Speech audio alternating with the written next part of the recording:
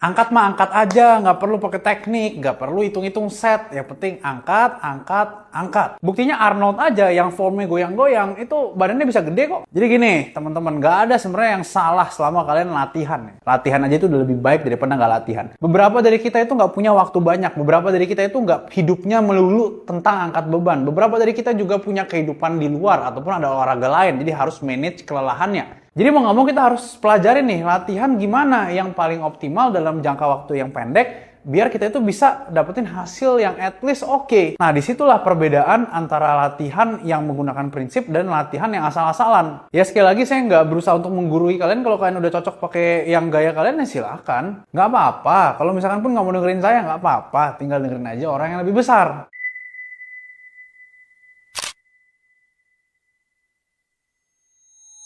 Kalian pernah nggak sih lihat Samsulek ngelakuin leg curl itu dengan posisi badan ke depan seperti ini? Nah, sebenarnya tujuannya apa? Jadi mungkin kalian bisa bayangin posisi kayak gini seperti posisi di bottom atau di bawah dari Romanian deadlift. Jadi ketika kita duduk seperti ini, mulainya itu hamstringnya udah ketarik atau udah pre-stretch. Nah, di sini kita bisa curl kayak biasa aja. Pertanyaannya boleh nggak sih kita agak sedikit bungkuk lower back-nya? Sebenarnya sama aja ketika kalian bungkuk sama enggak. Karena di sini lower back kalian nggak mengalami terlalu banyak tekanan ya. Kalau saya pribadi, kalau memang nggak nyaman bungkuk, ya bisa agak lebih tegak lalu di hinge ke depan seperti ini.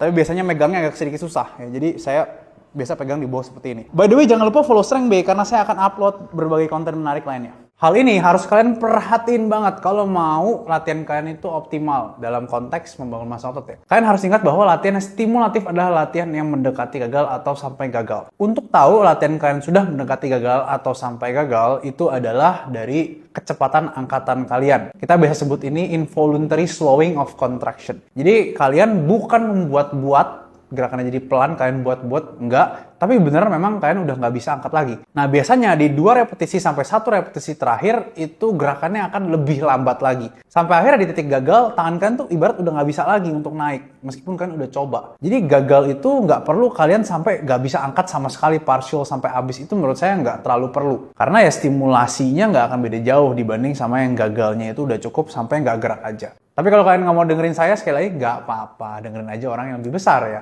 Jadi laki itu emang agak ribet ya zaman sekarang. Tapi saya mau menggarisbawahi memang hidup sebagai seorang pria itu memang nggak adil gitu. Ini bahkan ada dari zaman dulu ketika kita masih berburu. Cowok yang kuat, cowok yang bisa berburu daging paling banyak itu adalah cowok yang pasti mendapatkan cewek yang paling banyak juga gitu. Dan sekarang daging itu tinggal diganti sama uang. Uang itu adalah bentuk dari status seseorang. Jadi terlepas dari ide ini benar atau salah, saya selalu mengencourage setiap pria dan setiap cowok untuk jadilah pria yang kompeten. Kompeten di sini bukan berarti cuma jadi kaya, meskipun itu adalah salah satunya. Tapi kompeten itu berbicara bagaimana kalian bisa menghandle suatu situasi. Kalau misalkan kalian kaya, tapi badan kalian sakit-sakitan misalkan, ya kalian nggak kompeten. Kenapa ya? Karena kalian nggak bisa menghandle suatu situasi nanti kalau misalkan uang kalian nggak ada gitu. Karena sekali lagi, dunia tidak akan mengasihani kalian yang malas dan yang nggak mau improve diri.